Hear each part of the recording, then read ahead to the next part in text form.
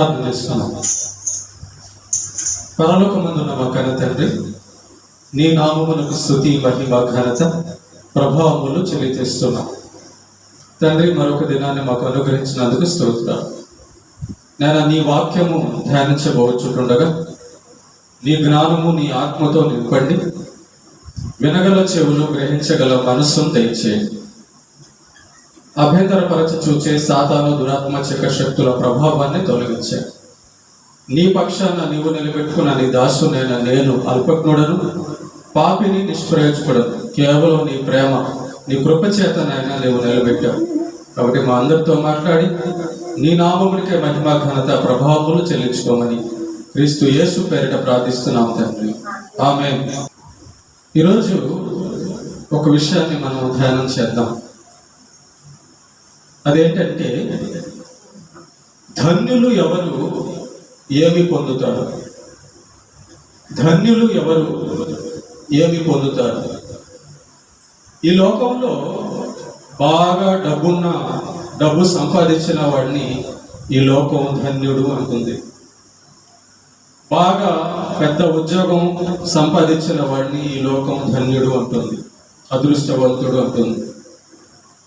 అందము, బలగం ఉంటే ధన్యుడు అంటుంది ఈ లోకం. కానీ ఈ లోకంలో ఉన్నంత వరకే అది పనిచేస్తుంది తప్ప, ఈ లోకాన్ని విడిచిన తర్వాత ఈ లోకంలో ఉన్న వాళ్ళ యొక్క ధన్యతలన్నీ కూడా ఏమీ పనిచేయవు. కనుక నిజమైన ధన్యం అంటే ఏంటి? ధన్యులు ఏమి పొందుతారు? ఈ విషయాన్ని మనం ఈరోజు ఆలోచన చేద్దాం. పరిశుద్ధ గ్రంథంలోంచి కొన్ని వచనాలు మనం ఈరోజు ధ్యానం చేసి ఆలోచన చేద్దాం, నేర్చుకుందాం. ఎవరు నిజంగా ధన్యులు? ఆ ధన్యులైన వారు ఏమి పొందుతారు? వీరికి దేవుడు ఇచ్చేటటువంటి ప్రతిఫలం ఏమిటి? ఇది మనం నేర్చుకోవాల్సిన పాఠం. మనము దేవుని వద్ద నుంచి పొందడం అనేది చాలా గొప్పది. దేవుడు చెప్పింది చేసి పొందడం అనేది చాలా గొప్పది. ఆయన ఇచ్చేటటువంటి ప్రతిఫలాలు చాలా గొప్పగా ఉంటాయి, శాశ్వతంగా ఉంటాయి. కాబట్టి ఏది ధన్యత? దేవుడి దృష్టిలో ఏది ధన్యత? ఆ ధన్యులైన వారు ఏమి పొందుతారు అని ఆలోచిస్తే, యోబు గ్రంథము 5వ అధ్యాయము 17వ వచనంలో ఒక మాట రాస్తుంది. యోబు గ్రంథము 5వ అధ్యాయము 17వ వచనం. దేవుడు గద్దించు మనుష్యుడు ధన్యుడు, కాబట్టి సర్వశక్తుడకు దేవుని శిక్షను తృణీకరింపకము అని ఉంది. చూసారా? దేవుడు గద్దించే మనుష్యుడు ధన్యుడట. ఇంతకీ దేవుడు ఎప్పుడు గద్దిస్తాడు ఒక మనిషిని? దేవుడు గద్దించే మనిషి ధన్యుడంట.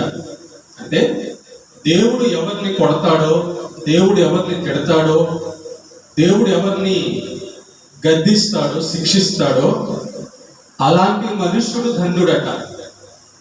చూసారా? మనమేమో అనుకుంటాము, దేవుడు మనల్ని కొట్టకూడదు, దేవుడు మనల్ని గద్దించకూడదు, దేవుడు మనల్ని శిక్షించకూడదు అని అనుకుంటాం.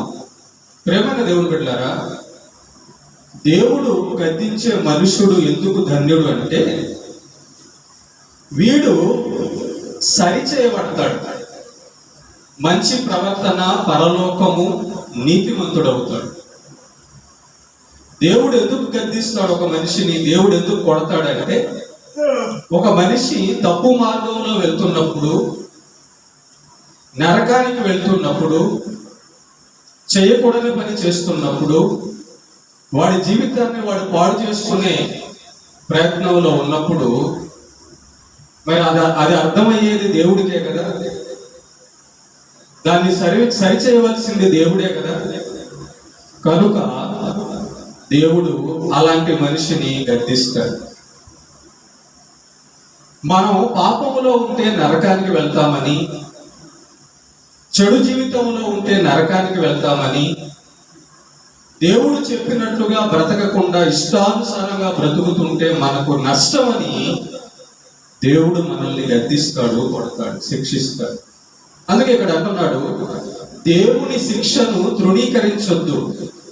చాలా మంది దేవుడు ఏదన్నా మనలోకి కష్టం నడిపిస్తే, మన జీవితాల్లోకి కష్టం తీసుకొస్తే దేవుణ్ణి తిట్టుకుంటారు, సణుక్కుంటారు, విడిచిపెట్టేవారుగా ఉంటారు. దేవుడు ఎప్పుడు కూడా ఏ మనిషిని నాశనం చేయాలని చెప్పని కొట్టడు, నాశనం నరకానికి పంపించాలని ఎప్పుడు కూడా దేవుడి ఉద్దేశం ఉండదు.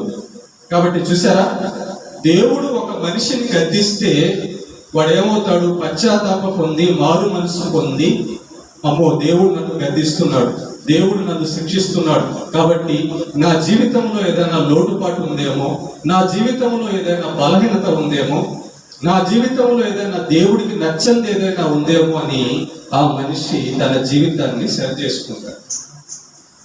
స్కూల్కి వెళ్ళని పిల్లలను తల్లిదండ్రులు కొడితే వాళ్ళకు భయం వచ్చి, అమ్మో మా అమ్మ నాన్న కొడుతున్నారు, లేదా మా టీచర్ కొడుతున్నాడు అని చెప్పని జాగ్రత్తగా బడికి వెళ్ళి బుద్ధిగా చదువుకుంటారు. అదే స్కూల్కి పిల్లోడు వెళ్లకుండా ఆటలాడుతూ ఉంటే తల్లిదండ్రులు వదిలేశారు అనుకోండి, ఆ పిల్లోడు జీవితం పాడైపోతుంది, మంచి చదువు రాదు, భవిష్యత్తులో ఎదగడు. కనుక దేవుడు గద్దించే మనుష్యుడు ధన్యుడు. ఎందుకంటే వాడు మంచి జీవితంలోకి వచ్చేస్తాడు, మారు మనసులోకి వచ్చేస్తాడు, నీతిమంతుడైపోతాడు. మారు మనసు పొందాడంటే నీతిమంతుడు అవుతాడు, తద్వారా పరలోకానికి సిద్ధపడతాడు. చూసారా దేవుడు ఎంత మంచి పని చేస్తున్నాడు గద్దించి. అదొకటి. తర్వాత ఇంకో విషయాన్ని చూస్తే మనము కీర్తనల గ్రంథము 1వ అధ్యాయం 2వ వచనంలో ఉంటది, యెహోవా ధర్మశాస్త్రమునందు ఆనందించుచు దివారాత్రము దాన్ని ధ్యానించువాడు ధన్యుడంట. యెహోవా ధర్మశాస్త్రమును అందు ఆనందించుచు. మనము తిండి విషయంలో ఆనందించాలనుకుంటాం, అబ్బో ఆ తిండి తింటే నాకు బాగా సంతోషం ఉంటుంది అనుకుంటాం, తిండిలో ఆనందించాలనుకుంటాం. లేదా ఏదైనా టీవీ సినిమాలు చూసే వాళ్ళైతే ఎదుగో అది చూస్తూ ఆనందించాలనుకుంటారు. కొంతమంది ఎవరిద్దరికైనా తగాదాలు పెట్టి వాళ్ళు తగాదా పడుతుంటే ఆనందించాలనుకుంటారు. కొంతమంది ఎవరైనా బాధపడుతుంటే వాళ్ళను చూసి ఆనందించాలనుకుంటారు. తమ పగవాళ్ళు బాధపడుతుంటే ఆనందించాలనుకుంటారు. ఇలాంటి ఆనందాలన్నీ కూడా మంచివి కావు. మరి ఏ ఆనందం మంచిది? దేవుని మాట వినే ఆనందం మంచిది. దేవుని మాట వినడంలో వచ్చే ఆనందం మంచిదన్నమాట.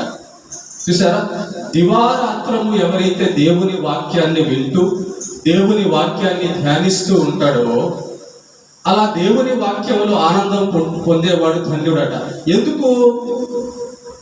దేవుని వాక్యము వినడములో, చదవడములో, పాటించడములో ధన్యుడు. ఎందుకని దేవుడు అంటున్నాడంటే, దేవుని వాక్యము ధ్యానిస్తే ఏమవుతుందంటే దైవ జ్ఞాని అవుతాడు. దేవుని వాక్యం ధ్యానిస్తే, బైబిల్ చదివితే దేవుడు ఏం చెప్పాలనుకున్నాడో, దేవుడు ఏం చేయాలనుకున్నాడో ఆ విషయాలన్నీ కూడా తెలిసి దైవ జ్ఞాని అవుతాడు, మహాజ్ఞాని అవుతాడు. తద్వారా తన జీవితం మంచిగా వెళ్ళిపోతుంది. పరలోకం గురించి తెలుసుకుంటాడు, నరకం గురించి తెలుసుకుంటాడు, ఏది చెయ్యొచ్చో ఏది చేయకూడదో తెలుసుకుంటాడు, జ్ఞాని అవుతాడు అన్నమాట. బుద్ధిహీనుడు ఆపదల్లో పడతాడు, బుద్ధిహీనుడు నరకానికి వెళ్తాడు. బుద్ధిహీనుడు జ్ఞానం లేనివాడు చెయ్యకూడని పనులు చేసి అపాయం తెచ్చుకుంటాడు. జ్ఞానము లేనివాడు, దైవ జ్ఞానము లేనివాడు నరకానికి వెళ్తాడు. ఈ లోకంలో జ్ఞానం అంటే చదువు కాదు. ఈ లోకంలో అనుకుంటున్న మనుషులందరూ ఏమనుకుంటున్నారంటే, జ్ఞానవంతుడు వాడు, తెలివిగలవాడు అంటే డబ్బులు సంపాదించినవాడు, చదువుకున్నవాడు కాదు. వాళ్ళందరూ కూడా నరకానికి వెళ్తారు దేవుణ్ణి నమ్మకపోతే, తెలుసుకోకపోతే. జ్ఞాని ఎవరంటే, ఇదిగో దేవుడిచ్చినటువంటి ఆయన మాటే జ్ఞానం. ఆయన మాటలో జ్ఞానం ఉంది. ఆ మాటను తెలుసుకున్నవాడు, ఆ మాటను ధ్యానించేవాడు ధన్యుడు. ఎందుకంటే వాడు దైవ జ్ఞాని, నిజమైన జ్ఞాని అవుతాడు, తన ఆత్మను రక్షించుకుంటాడు. కనుక ధర్మశాస్త్రము ధ్యానించేవాడు, బైబిల్ ధ్యానించేవాడు ఎందుకు ధన్యుడు అంటే వాడు జ్ఞాని అవుతాడు. సొలొమోను చూడండి జ్ఞాని అయ్యాడు. దేవుణ్ణి అడిగాడు, అయ్యా నీ జ్ఞానం నాకు ఇమ్మని చెప్పాడు.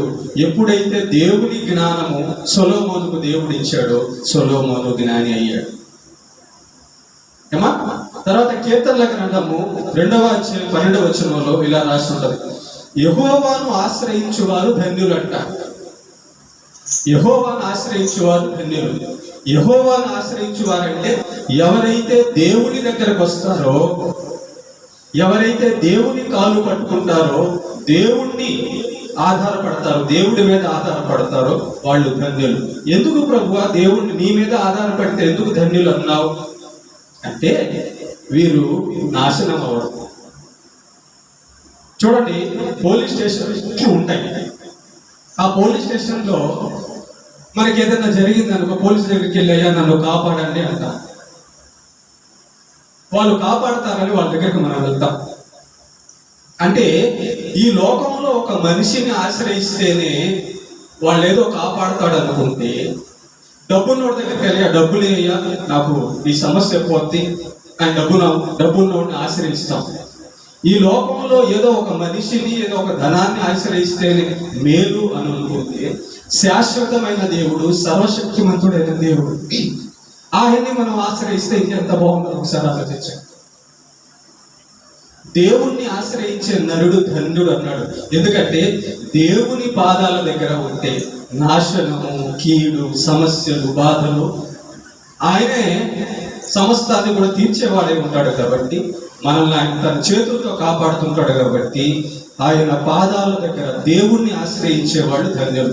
సమస్యల్లో వచ్చినప్పుడు మనం ఏదేదో వెళ్ళిపోతాం, ఎక్కడో వెళ్తాం, కానీ దేవుడి దగ్గర ముందు ప్రార్థన చేయి, అది అవసరం. కష్టం వచ్చినప్పుడు, అనారోగ్యం వచ్చినప్పుడు ముందు దేవుడి కాళ్ళు పట్టుకోవాలి, దేవుడి పాదాలు పట్టుకోవాలి. ఆయన పాదాలు పట్టుకుంటే, ఆయన ఆశ్రయిస్తే, ఆయన అనుకుంటే ఏదైనా జరిగిపోతుంది. దేవుడు అనుకుంటే ఏదైనా జరిగిపోద్ది. కాబట్టి దేవుణ్ణి ఆశ్రయించే నరుడు ధన్యుడు ఎందుకు అన్నాడంటే, దేవుణ్ణి ఆశ్రయిస్తే, ఆయన కరుణిస్తే మన పనులన్నీ కూడా జరిగిపోతాయి. అది అనారోగ్యం కావచ్చు, పాపపు జీవితం కావచ్చు, ఏ కష్టమైన అప్పుల బాధైనా, ఏదైనా ఆత్మీయ జీవితంలో లోటుపాట్లు కావచ్చు, ఏదైనా కావచ్చు, దేవుణ్ణి ఆశ్రయించడం అనేది ముఖ్యం. దేవుణ్ణి ఆశ్రయించే నరుడు ధన్యుడు, వాడు నాశనం అవ్వడు. దేవుణ్ణి ఆశ్రయించేవాడు భద్రంగా ఉంటాడు, సాతాను నుంచి కాపాడబడతాడు, లోకం సమస్యల్లోంచి కాపాడబడతాడు దేవుణ్ణి ఆశ్రయించేవాడు. ఏమా కీర్తనల గ్రంథం 2వ అధ్యాయం 12వ వచనం. ఇంకోటి కీర్తనల గ్రంథము 32వ అధ్యాయం 1వ వచనంలో ఏమని రాస్తుందంటే, తన అతిక్రమములకు పరిహారము, పాపమునకు ప్రాయశ్చిత్తం పొందువాడు ధన్యుడట. ఏంటి ధన్యుల్లో చూడండి, మనం ఎలాగా ధ్యానిస్తున్నాం, దేవుడు ఎలా రాపించాడు చూడండి. ఎవరెవరు ధన్యులు, వాళ్ళు ఏం పొందుతారు అనే విషయం దేవుడు రాపించాడు. తన అతిక్రమములకు పరిహారము, పాపమునకు ప్రాయశ్చిత్తము పొందువాడు ధన్యుడు. నిజమే, మనం ఈ లోకంలో ఎన్నో పాపాలు చేస్తున్నవారు. అయితే ఆ పాపానికి శిక్ష నరకం వస్తుంది, ఆ పాపానికి శిక్ష దేవుడు ఇస్తాడు. కానీ ఆ పాపానికి శిక్ష పడకుండా ఉండాలంటే ఏం చేయాలి? దేవుణ్ణి ఆశ్రయించాలి. అవును, పాపాలు క్షమించగలిగిన వాడు దేవుడు ఒక్కడే. తన పవిత్రమైన రక్తం చేత కడగగలిగిన వాడు, పవిత్రుని చేయగలిగిన వాడు, నీతిమంతుడిగా చేయగలిగిన వాడు యేసు ప్రభు ఒక్కడే. కనుక మన పాపాలన్నీ కూడా దేవుడి వద్దకు వచ్చి, మన పాపాలన్నీ కూడా ఒప్పుకొని, అయ్యా నేను తెలుసో తెలియకో చేశాను, నేను పాపం చేశాను, దయతో నన్ను క్షమించు, ఇక నుంచి మంచి జీవితం జీవిస్తాను, నువ్వు చెప్పినట్లు జీవిస్తాను, నేను ప్రయత్నం చేస్తున్నాను, నా వల్ల కావడం లేదు, నీ శక్తి కావాలి, నీ ఆత్మ కావాలి, తద్వారా నేను బలపడగలను, నిలబడగలనని దేవుడి వద్ద మన పాపాలన్నీ కూడా ఒప్పుకొని ఆశ్రయించామనుకోండి, ఆయన క్షమించాడు అంటే ఇంకెవరు కూడా ఏం చేయలేరు. చూసారా, దేవుడి వద్ద పాప క్షమాపణ ఉంది. కాబట్టి మరి దేవుడి వద్ద మనం పాపాలు ఒప్పుకుంటే ఏమవుతుంది? పవిత్రుడైపోతాం, ఆయన పవిత్రుడిగా చేస్తాడు. మరి దేవుడి వద్ద మన పాపాలు ఒప్పుకుంటే ఏమవుతుంది? మనం నరకం తప్పించుకుంటాం. ఓకేనా? కనుక తన పాపములన్నీ దేవుడి దగ్గర ఒప్పుకునేవాడు ధన్యుడు. ఎందుకన్నాడంటే దేవుడి దగ్గర పాపం ఒప్పుకున్న తర్వాత, అయ్యా నేను తప్పు చేశానని ఒప్పుకున్న తర్వాత ఇంకా ఆయన ఎందుకు శిక్ష వేస్తాడు? నేను పాపం చేశాను, తప్పు చేశాను అన్న తర్వాత ఇక నన్ను జాగ్రత్తగా బతకని నువ్వు ప్రభువా, నువ్వు చెప్పినట్లు బతుకుతాను, నన్ను క్షమించు అన్న తర్వాత ఆయన ఎందుకు ఇంకా శిక్ష వేస్తాడు? కాబట్టి మనము తప్పు చేసిన వారమై దేవుడి దగ్గర క్షమాపణ అడగాలి. చాలా మంది ఒప్పుకోరు, తప్పు చేసి ఒప్పుకోరు, పాపం చేసి ఒప్పుకోరు, వాళ్ళు గర్విస్తుంటారు, వాళ్ళు అలాగే మొండిగా ఉంటారు. దానివల్ల వాళ్ళ జీవితం రోజు రోజుకి మొండైపోద్ది, కఠినం అయిపోద్ది, టోటల్ గా దేవుడికి దూరం అయిపోతుంది. విరిగి నలిగిన హృదయం అంటే ఏంటంటే, అయ్యా నీ ఎదుట నేను ఏ పాటి వాడని, నేను తప్పుటోడిని. మన ఆలోచనల్లో, మనస్సుల్లో, రకరకాల మాటల్లో ఎన్నో తప్పులు దొరుకుతుంటాయి. మరి మనం నీతిమంతుడు అని గట్టిగా కూర్చొని నేను పాపము లేనివాడని అంటే దేవుడు అడుగుతాడు, నీలో పాపము లేదా అంటాడు. కాబట్టి పాపి దేవుడి దగ్గర క్షమాపణ అడిగితే పాప క్షమాపణ పొంది నరకం తప్పించుకుంటాడు. దేవుడి దగ్గర పాపాలు ఒప్పుకుంటే, మనం తగ్గించుకుంటే నరక శిక్ష తప్పించుకుంటారు. కనుక పాపాలు ఒప్పుకునే వాళ్ళు ధన్యులు, వీళ్ళు నరకాన్ని తప్పించుకుంటారు. ఇంకా ఏమని రాయబడి ఉంది? కీర్తనల గ్రంథము 32వ అధ్యాయం 2వ వచనంలో, యెహోవా చేత నిర్దోషి అని ఎంచబడిన వాడు ధన్యుడు, ఆత్మలో కపటము లేని వాడు ధన్యుడు. యెహోవా చేత నిర్దోషి అంటే దేవుడు ఒకడిని ఇతడు ఇక నిర్దోషి, ఇతని పాపాలని నేను కొట్టేస్తున్నా, ఇతను నా దగ్గర ఒప్పుకున్నాడు కాబట్టి ఇతనికి నేను శిక్ష వేయను అని చెప్పి దేవుడే చెప్పిన తర్వాత, దేవుడే నిర్దోషి అని చెప్పిన తర్వాత ఇక ఎంతమంది మానవులు ఎన్ని నిందలు వేసినా, ఏమన్నా, సాతాను ఏమన్నా ఏమీ కాదు. దేవుడు నిర్దోషి అని తీర్చిన తర్వాత ఇంకెవరు శిక్ష వేయగలరు? దేవుడి దగ్గర కనికరం పొందిన తర్వాత ఇంకెవరు మనల్ని ఏమి కూడా చేయలేరు. ఆత్మలో కపటము లేని వాడు ధన్యుడు అంటున్నాడు.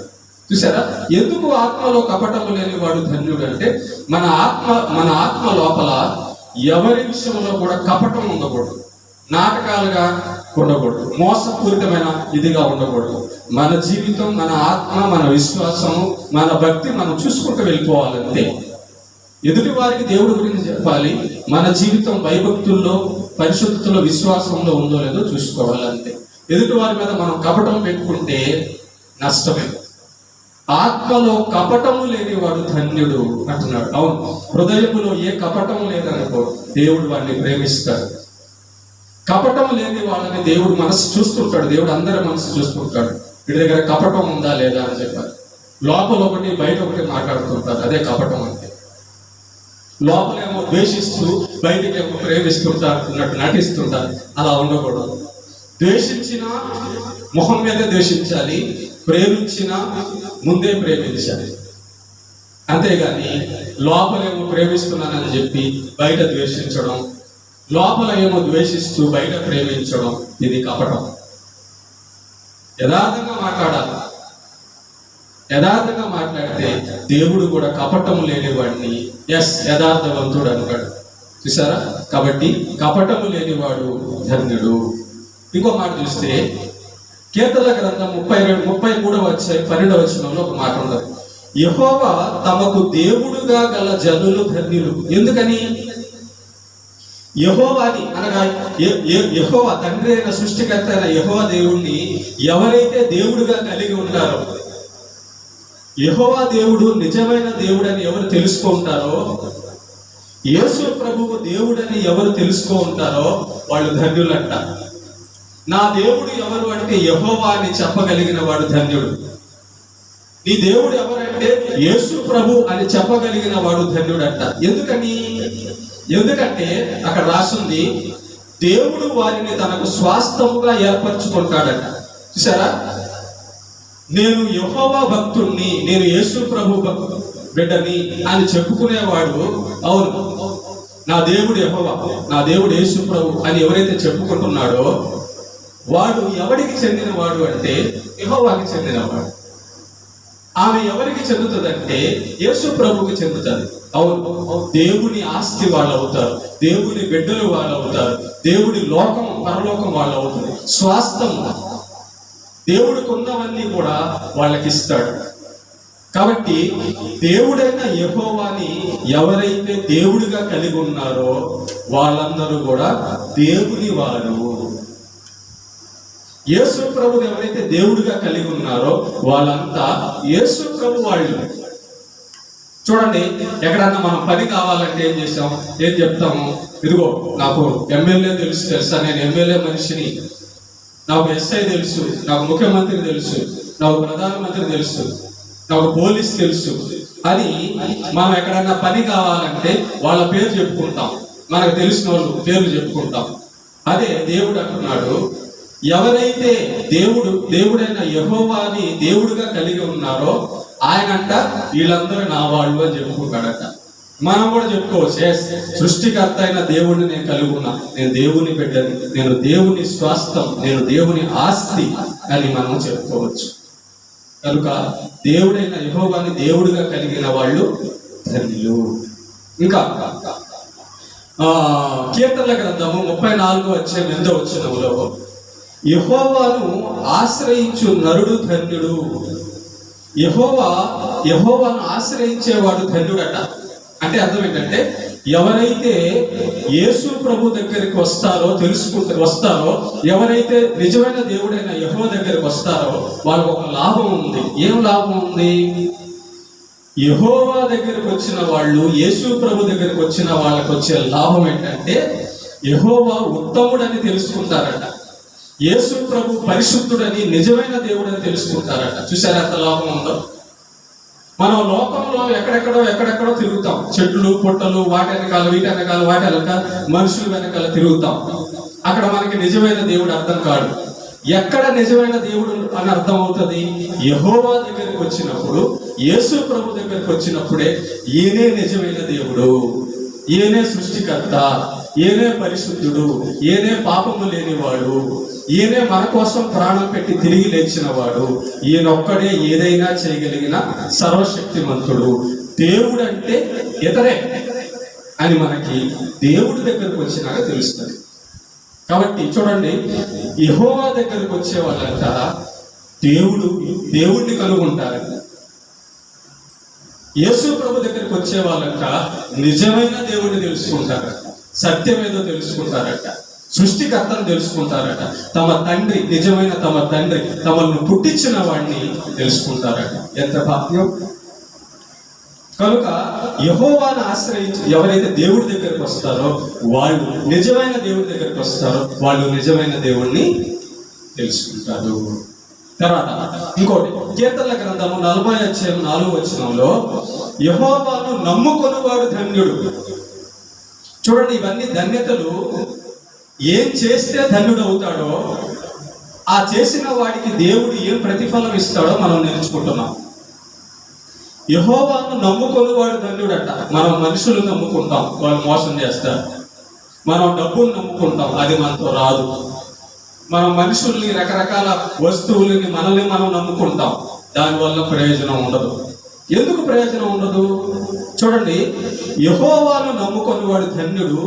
ఎందుకు ధన్యుడు? యెహోవాను నమ్ముకుంటే, యేసుని నమ్ముకుంటే ఎందుకు ధన్యుడు అంటే, వీడు గర్విష్ఠుడు అవడు, తోవ విడిచి అబద్ధము తట్టు తిరుగుడు.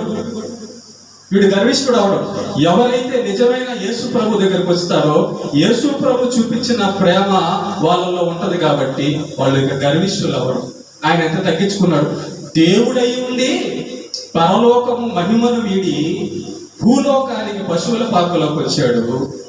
భూలోకానికి మనుషుల చేత ఉమ్మేయించుకున్నాడు. భూలోకంలో మనుషుల చేత సిలువైపడ్డాడు. ఎంత తగ్గించుకున్నాడు ఆయన! చూసారా? దేవుడే అంత తగ్గించుకుంటే, పరిశుద్ధుడైన దేవుడే అంత తగ్గించుకుంటే నాకెందుకు గర్వం, నాకెందుకు పట్టింపు అని మనలో దేవుడి దగ్గరకు, దేవుడిని నమ్ముకునేవాడికట అస్సలు గర్వం ఉండదట. ఆయన్ని చూస్తాడు, ఆయనే తగ్గించుకున్నప్పుడు నేనెంత. కాబట్టి యేసు ప్రభు నమ్ముకునే వాడికి ఏం అర్థం అవ్వాలంటే, ఏం అర్థం అవుతుందంట అంటే, దేవుడే తగ్గించుకున్నప్పుడు నేను ఇంకెంత తగ్గించుకోవాలని. అస్సలు దేవుడిని నమ్ముకున్న వాడికి గర్వమే రాదట. గర్వం రాకపోతే నరకానికి వెళ్ళాడు. ఇంకా యెహోవాని నమ్ముకున్నవాడు ఎందుకు ధన్యుడంటే త్రోవ విడిచి అబద్ధముల తట్టు తిరగడం. నిజమైన దేవుడిని నమ్ముకున్నవాడు త్రోవ తప్పడు. నిజాన్ని నమ్ముకున్నవాడు తోవ తప్పడు. అబద్ధాన్ని నమ్ముకున్నవాడే తోవ తప్పుతాడు. చూడండి, పరలోకానికి తీసుకెళ్లేది యేసు ప్రభు, నిజమైన దేవుడు యేసు ప్రభు. బైబిల్ నిజమైన దేవుని మాట. మనం బైబిల్లో లేమనుకో పక్క తోవలో ఉన్నట్టే. మనం యేసు ప్రభు దగ్గర లేమనుకో పక్క వాడి దగ్గర, ఎవడో నరకానికి తీసుకెళ్లే వాడి దగ్గర ఉన్నట్టే.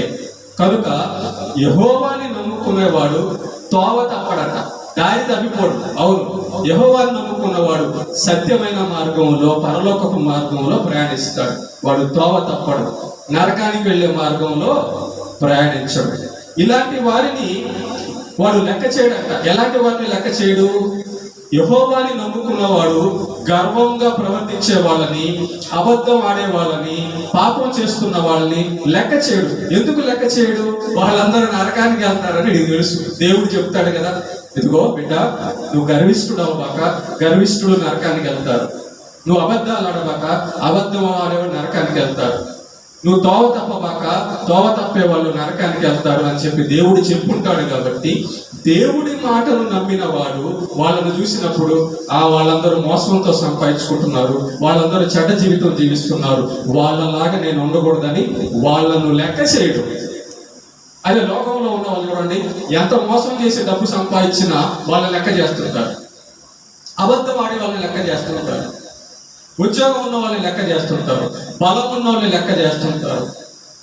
వాళ్ళందరూ ఈ లోకంలో మనుషులు లెక్క చేస్తుంటారు. పాపపు మనుషులు లెక్క చేస్తుంటారు. వాళ్ళకు భయపడుతుంటారు, వాళ్ళతో స్నేహం చేస్తుంటారు. కానీ యెహోవాను నమ్ముకునేవాడట అలాంటి వాడిని లెక్క చేయడట.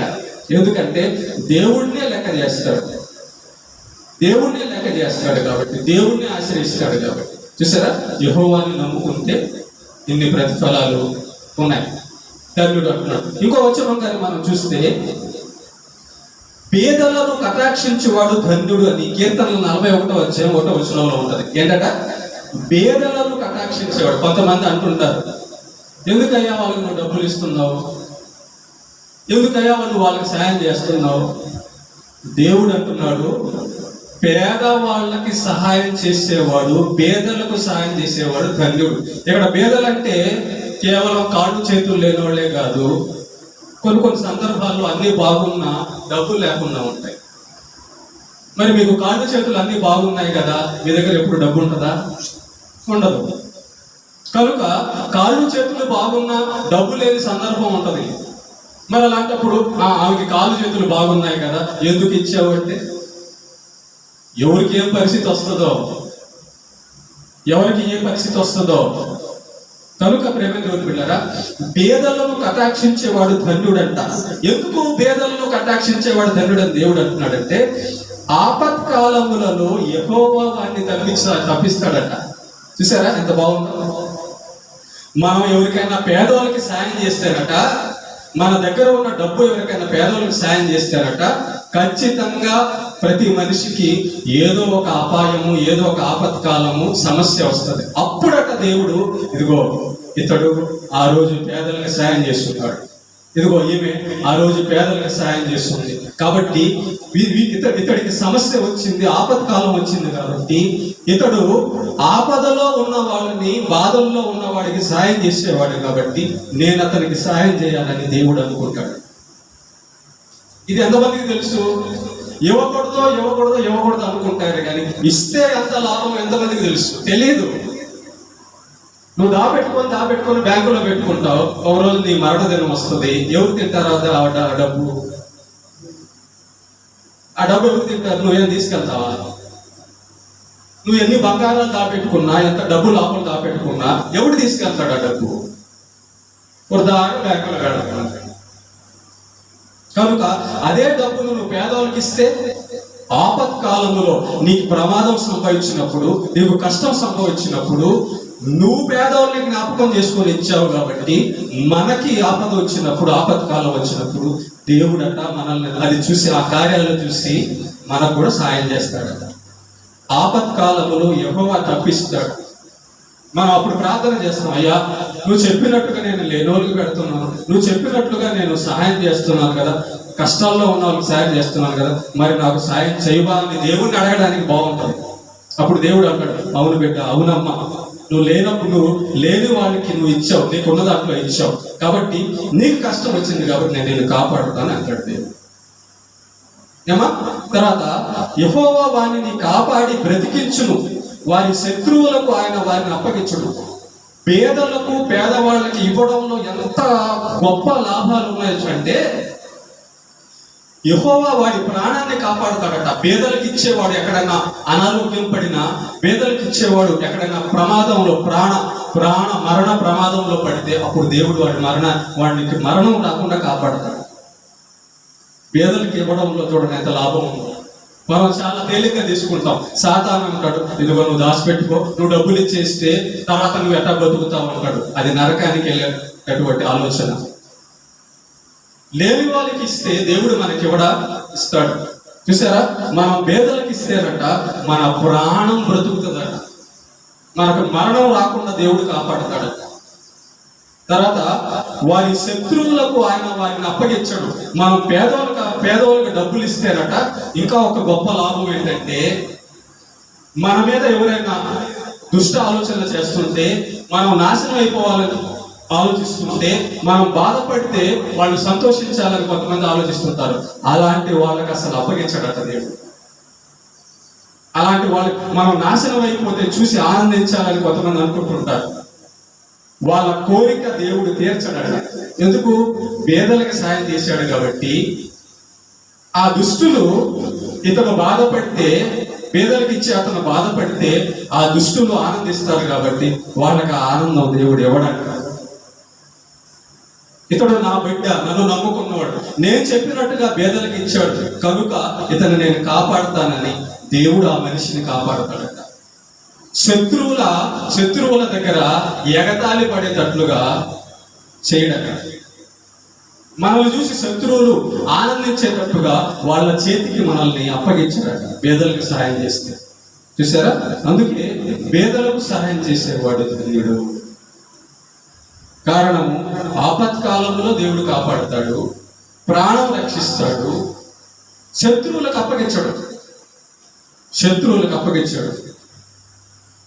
ఇంకొక మాట చూస్తే కీర్తన గ్రంథము 65వ అధ్యాయం 4వ వచనంలో, దేవుడు ఏర్పరచుకొని చేర్చుకొనిన వాడు ధన్యుడు. దేవుడు ఏర్పరచుకొని చేర్చుకొనిన వాడు ధన్యుడు. దేవుడు ఏర్పరచుకోవడం అంటే ఏంటి?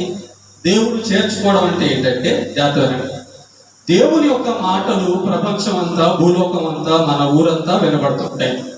మరి వినబడుతున్నప్పుడు ఈయన నిజమైన దేవుడా, ఈయన నిజమైన సృష్టికర్త అని ఆయన మాట కానీ మనం నమ్మగలిగితే దేవుడు అలాంటి వాడిని చూసి వాళ్ళని ఏర్పరచేసుకుంటాడట. అవును, ఇతడు నా మాట వినంగానే ఇతడు నమ్మాడు, ఇతడు నా మాట వినంగానే నా వద్దకి తన మనసునిచ్చాడు, నాకు తన మనసునిచ్చాడు అని దేవుడు అలాంటి మనస్సును చూసి తన యొక్క రాజ్యంలో తన యొక్క బిడ్డగా ఆయన ఏర్పాటు చేసుకుంటాడట. చూసారా, దేవుడు తన వారిగా ఏర్పాటు చేసుకుంటే దేవుడు తన వారిని కాపాడుతాడు కదా. కాబట్టి దేవుడు కాపాడే వారి దగ్గరగా ఇంకెవరు వచ్చి ఏం చేయగలరు? ఏం చేయలేరు. దేవుడు చేర్చుకున్నవాడు ధన్యుడట. దేవుడు ఎవరినైతే చేర్చుకుంటాడో వాడు ధన్యుడట. ఈ యొక్క దేవుడు చేర్చుకున్న వాడు ఎందుకు ధన్యుడంటే జాతనండి, అతడు దేవుని ఆవరణంలో నివసించును. దేవుడి వద్దకు వచ్చేవాడు ఎక్కడెక్కడ నివసిస్తుంటాడు? దేవుడి మందిరంలో నివసిస్తుంటాడు, మందిరం లోపల నివసిస్తుంటాడు, పరిశుద్ధ ఆలయంలో నివసిస్తుంటాడు, మందిరములోని మేలుల చేత తృప్తి పొందుతాడట. దేవుడు ఏర్పాటు చేసుకునేవాడు, దేవుడు ఎవరైతే చేర్చుకుంటాడో వాడు ఎందుకు ధన్యుడంటే, మందిరము లోపల దేవుని యొక్క మహిమ, దేవుని యొక్క ఆశీర్వాదాలు ఉంటాయి. చూడండి, మందిరానికి బయట ఉండే వాళ్ళకి ఆశీర్వాదాలు రావు. ఈ మందిరం బయట ఉండే వాళ్ళకి ఆశీర్వాదం వస్తుందా?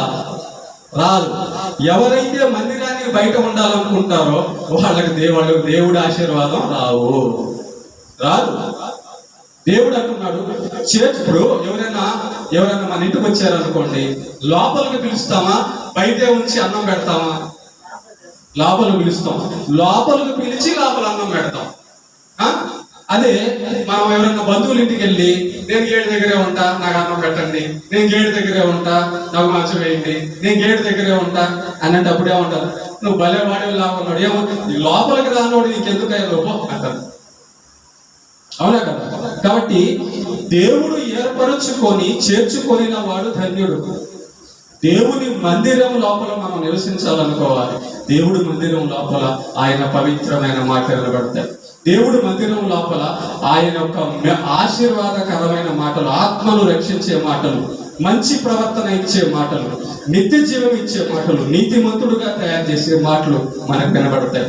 కాబట్టి దేవుడు ఇక్కడ అంటున్నాడు, నేను ఎవరినైతే ఏర్పరచుకొని చేర్చుకుంటానో వాడు ధన్యుడు. ఎందుకంటే నా మందిరములో వచ్చే మేలు చేత వాడు తృప్తి పొందుతాడు. నా మందిరంలో వచ్చే మేలు చేత వాడు తృప్తి పొందుతాడు. గుర్తుపెట్టుకోండి, బయట జనాలు ఇచ్చే డబ్బు కంటే, బయట గవర్నమెంట్ ఇచ్చే ఉద్యోగం కంటే, బయట మనుషుల దగ్గర దొరికే వాటన్నిటికంటే మందిరంలో దేవుడి దగ్గర దొరికేది నిత్య జీవము, శాశ్వతము, మనశ్శాంతి, స్వస్థత, పరిశుద్ధత, నిజము, జ్ఞానము సర్వశక్తిమంతుడు మనకి ఇస్తాడు. చూసారా? కనుక ప్రేమ దేవుడు వెళ్ళారా, ఎవరు ధన్యులంటే వీళ్ళందరూ ధన్యులే. ఇప్పుడు మనం గ్రంథంలో చదువుకున్న వాళ్ళందరూ కూడా ధన్యులు. వాళ్ళు ఏం పొందుతారు? ఇదిగో మనం ఇప్పుడు చెప్పబడిన ఈ ప్రతిఫలాలన్నీ పొందుతారు. కనుక ఎప్పుడు కూడా ప్రేమైన దేవుని బిడ్డలారా, దేవుడి వద్ద, దేవుడి మందిరంలో, వాక్యం వద్ద మనం ఎల్లప్పుడూ ఆయన పాదాల దగ్గర చేరుకోవాలి. ఆయన పాదాల దగ్గర నుంచే మనకు ఆశీర్వాదం, ఆయన దగ్గరే మనకు చోటు, ఆయన నుంచే మనకి స్వస్థత, ఆయన నుంచే మనకు మేలు, ఆయన నుంచే మనకు భద్రత. ఆయన చెప్పింది మనం చేస్తే ఆయన మనల్ని కాపాడుతాడు. ఇన్ని మేలులు, ఇన్ని ఉపయోగాలు, ఇన్ని ప్రతిఫలాలు ఉన్నాయి. కాబట్టి దేవుడు వాళ్ళని ధన్యుడు అన్నాడు. ఎందుకు అన్నాడు ధన్యుడు అని? ఈ పనులన్నీ చేసిన వాడిని దేవుడు ఎందుకు ధన్యుడు అన్నాడంటే, వాళ్ళందరూ ఆ ప్రతిఫలాలు, దేవుడు ఇచ్చేటటువంటి గొప్ప గొప్ప ప్రతిఫలాలన్నీ పొందుతారు. కనుక మనం మనుషుల దగ్గర కాదు గొప్పతనం సంపాదించుకోవాల్సింది, దేవుడి దగ్గర పేరు సంపాదించుకోవాలి. దేవుడు హృదయంలో శభాష్ అనుకునేటట్లుగా మనం అనిపించుకోవాలి. మనుషులు ఏముంది, ఈరోజు ఉంటే మన దగ్గర ఉందనుకో వస్తారు, లేదనుకో రాదు. ఒకప్పుడు బాగుంటారు, ఒకప్పుడు మెచ్చుకుంటారు, ఇంకొకప్పుడు తిడతారు. మనుషుల నాలుకలు రెండు నాలుకలు. మనుషుల నాలుకలు రెండు నాలుకలు. ఒక రోజు మంచోడు అంటారు, ఇంకో రోజు చెడ్డోడు అంటారు. దేవుడు అంటాడా? అన్నాడు. చెడ్డోడైతే చెడ్డోడు అంటాడు, మంచోడైతే మంచోడు అంటాడు. కొంచెం చెడ్డోడు ఆయన దగ్గరకు వచ్చాడు అనుకో, అయ్యా నేను పాపిని ఒప్పుకుంటున్నానంటే, రైట్ నువ్వు బిడ్డ, నువ్వు ఒప్పుకున్నావు కాబట్టి నేను నిన్ను నీతిమంతులుగా తీరుస్తానని కడిగేస్తాడు. కానీ మనుషులు అట్లా కాదు, లోపల పెట్టుకొని లోపల ఎప్పుడు తలుచుకుంటుంటూ ఉంటారు. ఎప్పుడు ఎట్లా మారిపోతాడో తెలియదు. కనుక మనం ఎప్పుడు కూడా మనుషుల విషయంలో గొప్పతనం ఉండాలనుకోకూడదు. దేవుడి దగ్గర మనం గొప్పతనం, దేవుడు గొప్పగా ఎంచేదానిగా మనం ఉండాలి. అది ధన్యులు. ఆ ధన్యులు దేవుడి దగ్గర గొప్ప గొప్ప ఫలాలు, పరలోకము, నిత్య జీవము పొందుతారు. అర్థమైంది అందరికీ? అర్థమైంది కదా? దేవునికి కలుగు.